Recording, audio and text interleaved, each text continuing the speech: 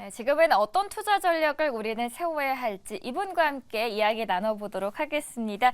이베스트 투자증권 정다운 연구원님 나와주셨습니다. 연구원님 안녕하세요. 네, 안녕하십니까. 네, 오늘은 살짝 감기 기운이 네, 있으시다고 그래서 천천히 호흡하시면서 알겠습니다. 이야기를 네. 해주시면 좋을 것 같습니다. 네, 중간에 혹시 기침을 할 수도 있어서 편하게. 사전에 좀 양해 부탁드립니다. 네, 그리고 편하게 물도 드시면 네네. 됩니다. 감사합니다. 네. 3분기 이제 미국과 한국의 실적들이 있었는데 전체적인 평가는 어떻게 보고 있나요? 네, 말씀하셨다시피 실적 시즌이 미국이나 한국이나 거의 마무리됐다. 한국은 완전히 이제 3분기 분기 보고서 제출 기한이 11월 14일부로 마감이 되면서 종료가 됐고요. 미국 같은 경우는 실적 발표하는 종목이 거의 연말 몇 주 정도, 연말 뭐 1주 정도 빼고는 다 있거든요. 그래서 다만 실적 시즌으로 본다라고 한다면은 거의 마무리됐다라고 보시면 될 것 같아요. 근데 이제 결론적으로 실적 시즌을 어떻게 볼 것이냐, 미국이나 한국이나 3분기 자체는 양호했다라고 평가를 하고 있습니다. 다만 2024년에 대한 컨센서스가 낮아지는 계기로서 좀 작용을 했다라는 측면에서 낙관하기는 어려운 실적이다라고 저희는 생각을 하고 있고요. 미국과 한국을 비교한다라고 했을 때에는 그래도 한국보다는 미국이 좀 더 양호한 모습이다라고 결론을 내리고 있습니다. 한국보다는 미국이 조금 더 양호하다라고 이야기를 해주셨고 3분기 실적 시즌이 그래도 양호했다라고 보는 요소들이 있을까요? 네, 일단 첫 번째로는 그림 바로 보시면 될 것 같은데 네. 미국이나 한국 모두 실적이 반등하는 경로에서 확인이 되었다. 3분기 실적 시즌이 그 경로를 크게 해치지 않았다라는 측면에서 긍정적으로 좀 평가를 하고 있습니다. 코스피 분기별 영업이익을 표시를 해놓은 건데 이게 검정색 점으로 되어 있는 부분이 QOQ 증가율이라고 보시면 될 것 같고 파란색 선이 YOY 증가율인데요. 지금 파란색 막대기로 되어 있는 첫 번째 막대기가 이제 2023년 3분기에 대한 영업이익이다라고 보시면 될 것 같습니다. 보시다시피 파란색 선을 살펴보시면은 2022년 4분기를 저점으로 해서 완만하게 반등하는 그림의 3분기가 정확하게 위치해 있다라는 측면에서 반등 경로가 유지가 되고 있다라고 말씀을 드리고 있고요. 미국 시장으로 바로 넘어가서 보시면요.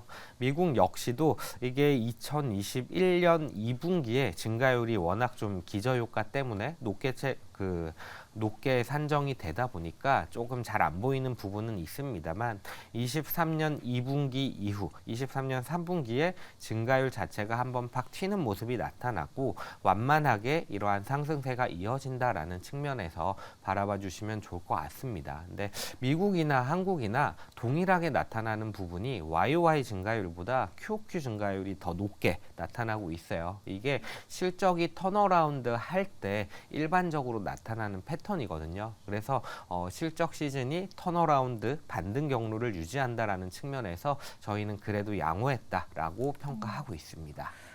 전반적인 걸 봤고 좀 업종별로도 궁금하거든요. 세부적으로 들어갔을 때는 각각의 업종은 어떤 흐름을 보였을까요? 네, 바로 그림 보시면서 말씀을 드리면 될 것 같은데요. 한국 같은 경우, 네. 코스피 같은 경우는 유틸리티나 자동차, 조선 같은 업종들이 실적이 긍정적이었고요. 더불어서 호텔 레저 서비스도 리오프닝 효과가 일부 반영이 되면서 실적 자체는 괜찮았다라고 보시면 될 것 같고 죄송합니다. 예. 다만 반도체라든지 운송이라든지 IT 하드웨어, 화학 혹은 화장품, 의류, 건강관리 같은 업종들이 실적이 좀 안 좋았다라고 보시면 될 것 같아요. 우리나라가 아무래도 수출 중심의 국가이다 보니까 어느 나라로의 수출이 더 좋았냐라고 살펴본다라고 하면은 우리나라가 수출하는 품목 중에서 자동차는 미국으로 수출이 많이 되고요. 반대로 이제 반도체라든지 화학 같은 철강 같은 쪽은 중국 쪽으로 수출이 많이 됩니다. 근데 자동차 같은 경우는 실적이 좋았고, 그러니까 미국 쪽으로는 수출을 수요가 괜찮았다라고 보시면 될 것 같고 반면에 중국향으로는 수요가 아직은 좀 부진하다라고 좀 평가를 내릴 수가 있을 것 같고요. 미국 쪽으로 넘어가서 보시면요. 미국은 잘 아시다시피 빅테크 종목이 포함되어 있는 업종들을 중심으로 실적이 긍정적이었습니다. 미디어 엔터, 유통, IT 소프트웨어 쪽이 대표적이다라고 보시면 될 것 같고 리오프닝 효과가 우리나라보다 좀 더 강하게 반영이 되면서 소비자 서비스 역시 괜찮은 모습이었다라고 보시면 될 것 같습니다. 미국 같은 경우에도 실적이 좀 안 좋은 업종들이 뭐냐라고 봤을 때 에너지, 건강관리, 운송, 화학 같은 업종들 그리고 파업으로 인한 자동차 및 부품 같은 업종들이 좀 있는데 기본적으로는 미국이나 한국이나 전통적인 시클리컬 업종들이 실적이 조금 부진했다라고 저희는 좀 평가를 내리고 있습니다. 제가 한국과 미국 증시 이야기하는 동안 물 한 모금 드시면 될 것 네, 같습니다. 감사합니다. 일단 한국에서는 미국향 수출 품목인 자동차가 굉장히 긍정적이었고요. 그리고 중국향 수요에서는 좀 부진한 흐름을 보여주고 있었습니다. 반면 미국 쪽으로 한번 넘어가 보면 미국은 빅테크 중심으로 강세를 보였고요. 반면에 에너지 그리고 건강관리, 자동차는 부진한 흐름들이 연출됐다라고 볼 수 있습니다. 실적이 턴어라운드 국면에 들어왔는데 시장은 또 기대치가 굉장히 중요합니다. 기대치 대비로는 또 어땠는지요? 네, 기대치 대비로 봤을 때 한국과 미국의 약간의 차이가 나타난다라고 보시면 될 것 같습니다. 한국이나 미국이나 합산 실적으로 놓고 보면은 컨센서스를 상회하기는 했습니다. 한국 같은 경우는 코스피 영업이익이 컨센서스를 합산했을 때 3.6% 상회하는 모습이었고요. 미국 같은 경우는 S&P 500의 합산 순이익을 봤을 때 6.9% 상회하는 모습이 나타났습니다. 이 부분 자체는 미국이나 한국이나 긍정적이다라고 평가를 할 수가 있는데 종목별로 컨센서스를 상회하는 종목 수가 어떻냐라고 했을 때 이 부분에 있어서 한국보다 미국이 긍정적이었다라고 평가를 하고 있는데요. 미국 같은 경우는 S&P 500 기준으로 봤을 때 컨센서스를 상회하는 종목이 대략 75% 정도까지 올라오는 모습을 보였습니다. 평균적으로 한 60% 후반 정도 기록을 하는 것 대비해서 더 높은, 더 많은 종목들이 컨센을 기대치를 상회하는 모습이었다라고 보시면 될 것 같은데 한국 같은 경우는 30% 종목 정도가 죄송합니다. 30% 정도의 종목이 컨센서스를 상회하는 모습이 나타났는데 하회하는 종목 수가 이보다도 더 많은 종목 수를 기록을 했습니다. 대략 한 37% 정도 종목이 컨센서스를 하회하는 모습이 나타났습니다. 원래 진짜 경기가 좋아서 실적이 좋아지는 구간으로 넘어간다라고 한다면은 더 많은 종목들이 기대치보다 더 높은 실적을 기록을 하고 그리고 합산으로 봤을 때도 전체적인 컨센서스를 상회해 나가는 모습들이 같이 움직여줘야 되거든요. 근데 이번 한국 시장의 실적 시즌을 바라봤을 때에는 이렇게 종목 수별로 봤을 때는 좀 부진하다. 결국 대형주 단에 있는 종목들이 실적이 좀 더 견조했다라고 평가를 할 수 있는 거고 대형주라는 거는 결국 재무 구조가 튼튼하고 비용 컨트롤에 대한 부분이 좀 더 자유롭고 그리고 이러한 비용 통제를 좀 해나가면서 자기들의 마진율을 관리할 수 있다라는 측면에서 좀 더 튼튼한 종목이라고 볼 수가 있거든요. 그래서 기업들이 실적이 정말 좋아지는 구간이라기보다는 약간은 깨림칙한 부분들이 있다라고 좀 평가를 하면 좋을 것 같습니다. 한국은 컨센서스를 상회하는 종목 수보다는 하회하는 종목 수가 굉장히 더 많았고요. 그리고 이 부분은 결국 경기가 지금은 너무 좋다라고 평가하기에는 아직은 이르다라고 이야기를 할 수 있을 것 같습니다. 이제 내년이 얼마 남지 않았어요. 정말 11월 22일 며칠 안 남았는데 내년이 2024년 어떻게 예측이 될지 궁금하거든요. 어떻게 보십니까, 연구원님은? 네, 제가 사실 좀 몇 달 전부터 계속 얘기를 드려오던 게 미국이나 한국에 대해서 2024년에 대한 기대치가 너무 높다. 그래서 3분기 실적 시즌을 계기로 해서 이 컨센서스를 하향 조정하는 계기가 될 수 있다라는 측면에서 조금은 조심스럽게 바라보자라고 말씀을 드려오고 있는데 공교롭게도 그런 모습들이 좀 확인이 되고 있는 것 같아요. 일단 미국이나 한국 모두 연간 실적으로 봤을 때 24년도가 사상 최대 실적을 예상을 하고 있습니다. 근데 미국이나 한국마다 이제 좀 서로 다른 매크로 지표, 서로 다른 산업 구조를 가지고 있는데 한국 같은 경우는 수출 중심의 산업 구조를 가지고 있기 때문에 매출액 증가율은 결국 수출 증가율이랑 좀 연동이 되고요. 더불어서 비용에 관련돼서는 유가를 비롯한 원자재 가격에 따라서 기업들의 이익률이 좀 달라지는 양상을 보이거든요. 근데 실적단에서 매출이 좀 좋아진다라고 얘기하기에는 미국의 수요가 어쨌든 소프트 랜딩이냐 하드 랜딩이냐는 모르겠으나 어쨌든 랜딩, 우하향한다라고 얘기를 할 수 있거든요. 그 말은 결국 수요가 조금은 안 좋아질 수 있다라는 얘기가 될 수 있고요. 비용단에 있어서 유가를 얘기를 드렸는데 유가가 뭐 많은 좀 변동성을 보이고 있기는 합니다만 과거와 같은 낮은 과거를 얘기를 드리는 게 지금 24년에 대한 영업이익률 컨센서스가 8.1%에 달합니다. 근데 이 8.1%는 8%대의 영업이익률은 2017년에 8.5% 기록을 했고요.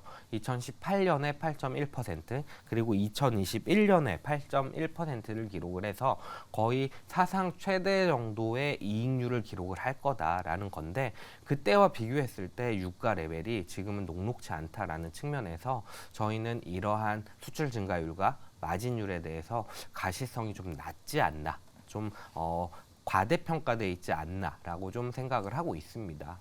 이어서 좀 미국을 말씀을 드려보면 미국 같은 경우는 기업의 매출이 PPI 단위랑 좀 많이 같이 움직이는 모습을 보입니다. PPI가 결국 수요를 그만큼 잘 나타낸다라고도 얘기를 드릴 수가 있는 건데 이 PPI라는 부분이 잘 아시겠지만은 최근에 이제 연준이 더 이상 금리를 안 올릴 거다라는 안도 요인으로 작용할 만큼 물가가 조금은 안정되는 모습들을 보여주고 있습니다. 그 말은 결국 수요단이 약간은 부진하다라는 얘기고 기업들의 매출단이 좀 더 안 좋을 수 있다라는 얘기가 되고요.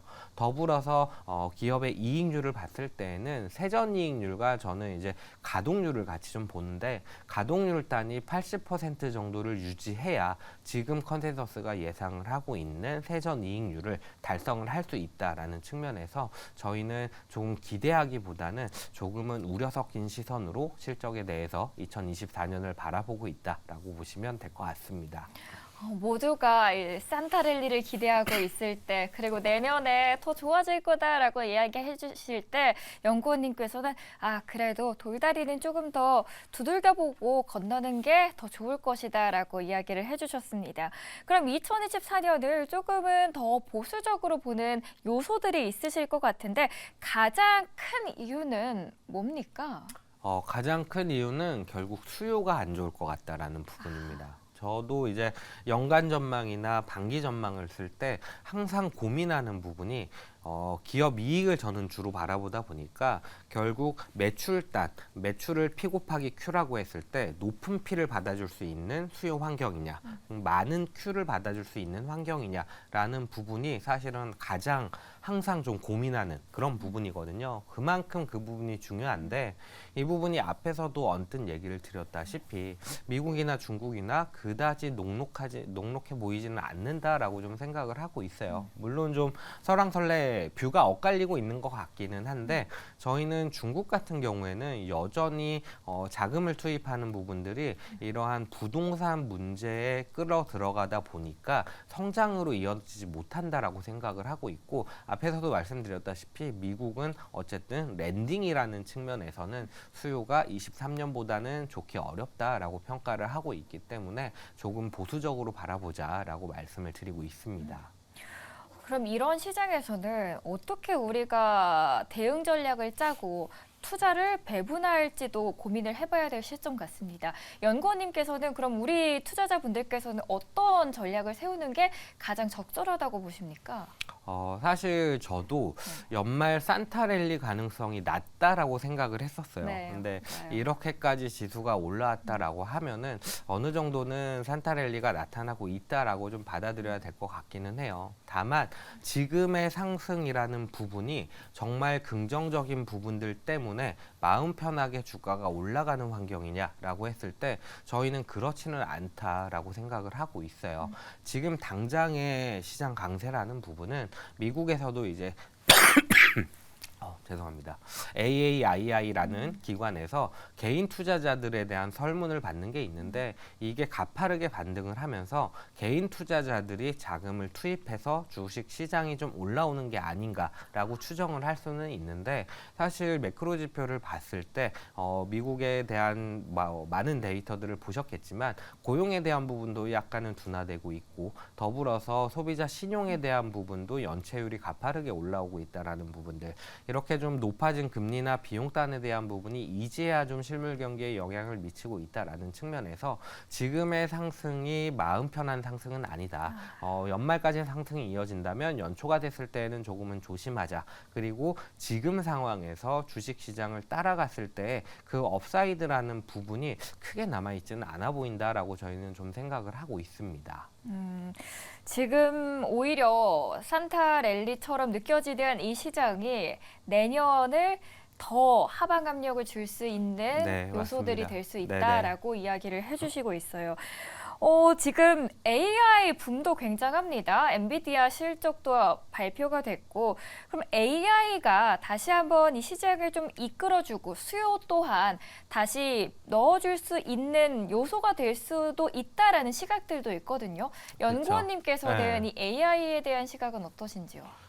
AI에 대한 부분, 결국 시장에서 뷰가 갈리는 부분들이 반도체 시장을 어떻게 평가하냐에 따라서 애널리스트 분 따라 이렇게 결론이 좀 달라지는 것 같아요. 근데 제가 생각했을 때 AI라는 부분이 기대할 만한 부분인 건 맞는 것 같아요. 근데 이 부분이 반도체 전체를 끌고 나간다라고 생각을 하기보다는 차별화 요인이지 않겠느냐라고 좀 생각을 하고 있는 게 엔비디아의 AI 칩이 오늘 아침이죠. 우리나라 시간으로 엔비디아가 정말 폭발적인 실적 성장을 다시 한번 또 보여줬는데 그렇게 엔비디아에서 AI 칩을 사가는 가속기를 사가는 업체들 빅테크들을 살펴보면 캐펙스를 늘리지는 못하고 있거든요. 그 말은 결국 AI 칩, AI에 대한 투자를 하기 위해 전통적인 투자를 줄여나간다라는 얘기예요. 그러다 보니까 대표적인 부분이 이제 기업용 SSD 같은 부분들인데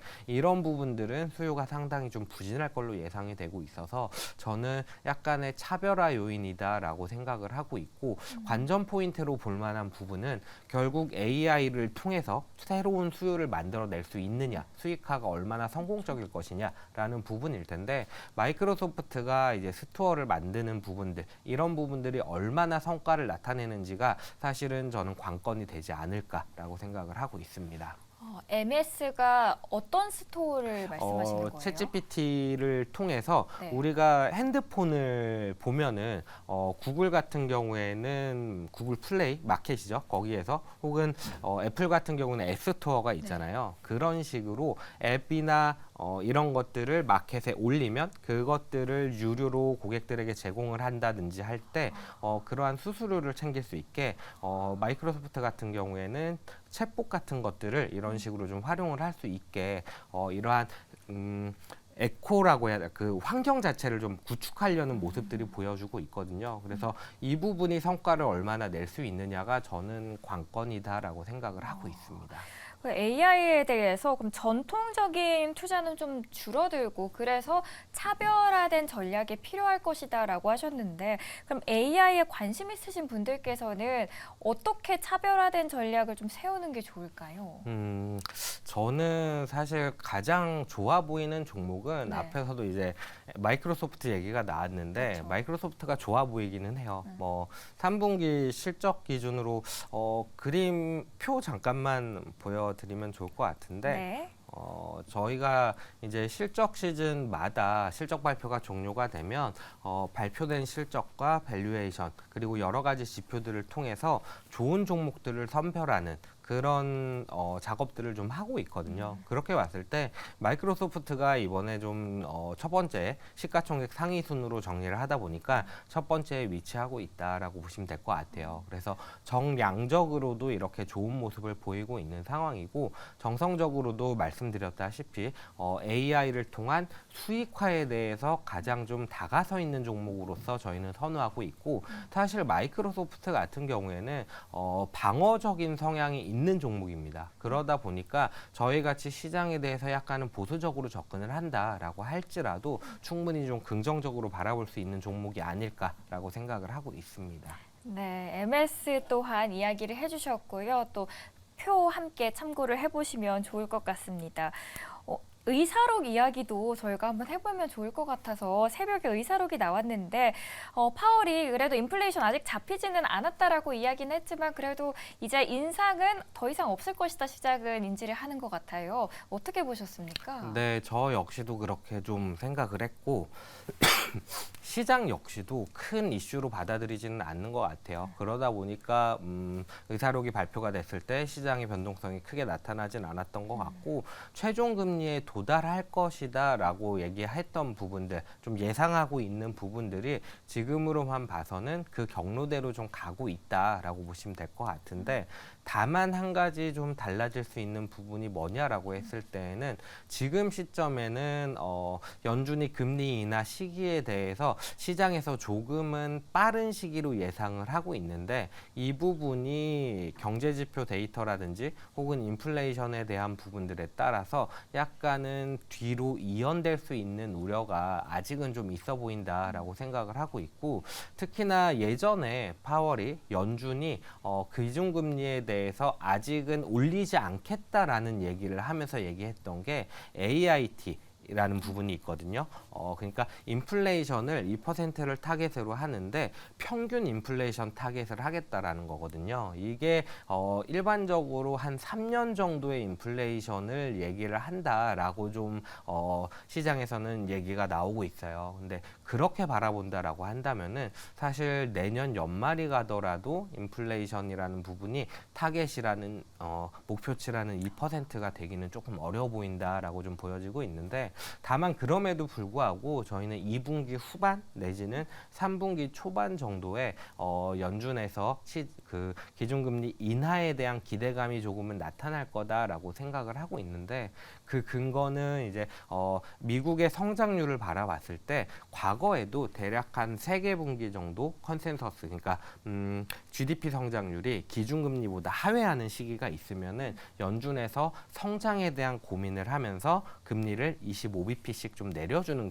그런 사례들이 있거든요. 근데 3분기에 대한 GDP가 좋았다라고는 얘기는 하지만 4.9%였거든요. 연율 QOQ로. 근데 그 말은 결국 기준금리보다도 낮은 레벨이었다라는 거죠. 그래서 성장에 대한 고민도 충분히 좀 내년 중반 정도가 되면 부각될 수 있는 환경이지 않을까라고 좀 생각을 하고 있습니다. 네, 의사록에 대한 이야기 나눠봤고요. 그리고 마지막으로 하나만 더 여쭤볼게요. 네네네. 그 지표가 나왔는데 지표를 어떻게 해석하면 좋을지 여쭤보고 싶어서 지금 속보로 미국의 주간 실업수당 청구 건수가 나왔는데 어떻게 나왔냐면요. 지난 주간 신규 실업수당 청구 건수가 전주보다 2만 4천 건 감소한 20만 9천 건 기록했다라고 이야기가 나왔고요. 그리고 미국의 체감 경기를 지금 반영하고 있는 2023년 10월의 내구 소비재 코어 자본재 수준은 전월보다 5.4% 줄었다. 라고 이야기하는데 이 부분은 저희가 어떻게 반영을 해서 투자 전략을 세우는 게 좋을까요? 경기가 어떻게 반영됐다라고 생각하면 좋나요? 죄송합니다. 편하게 물도 드시면서 네네. 내구재 하시면 수주 될 것 같습니다. 내구재 수주 같은 경우가 사실 대표적으로 이제 경기에 대한 수요에 대한 판단을 하게 하는 지표 중에 하나거든요. 근데 이러한 내구재 수주가 안 좋았다라는 얘기는 물론 세부적인 내용들은 좀 더 면밀히 봐야 되기는 하겠지만 내구재 수주 자체가 안 좋다라는 얘기는 그만큼 재화에 대한 수요가 약간은 좀 부정적이다라고 좀 해석을 할 수 있는 부분이고 다만 이제 신규 실업수당 청구 건수 같은 경우를 얘기를 해주셨는데 이 지표 같은 경우에는 워낙 좀 변동성이 있는 지표기는 합니다. 다만 이제 추세적으로 봤을 때 연속 실업수당 청구 건수가 제 기억에 이제 지난주에 좀 올라오는 모습들이 확인이 되면서 고용시장 자체가 좀 둔화되고 있다라는 얘기들이 나오고 있는 것 같은데 주간 실업수당 청구 건수 같은 경우는 조금 더 추세적인 관점에서 바라보자라고 말씀을 드린다라고 보시면 될 것 같습니다. 네, 방금 전에 나왔던 속보 소식까지 함께 연구원님께서 해석을 해주셨다는 점, 그 부분도 오늘 투자하실 때 참고를 하시면서 전략 잘 세워보시길 바라겠습니다. 힘든 몸 컨디션에도 불구하고 정말 긴 시간 이렇게 오래 시간 함께 해주셔서 너무 감사하고요. 질문 드리기가 너무 죄송했는데도 하나하나씩 대답해 주셔서 감사합니다. 얼른 보내드리도록 할게요. 오늘도 잘 들었습니다. 감사합니다.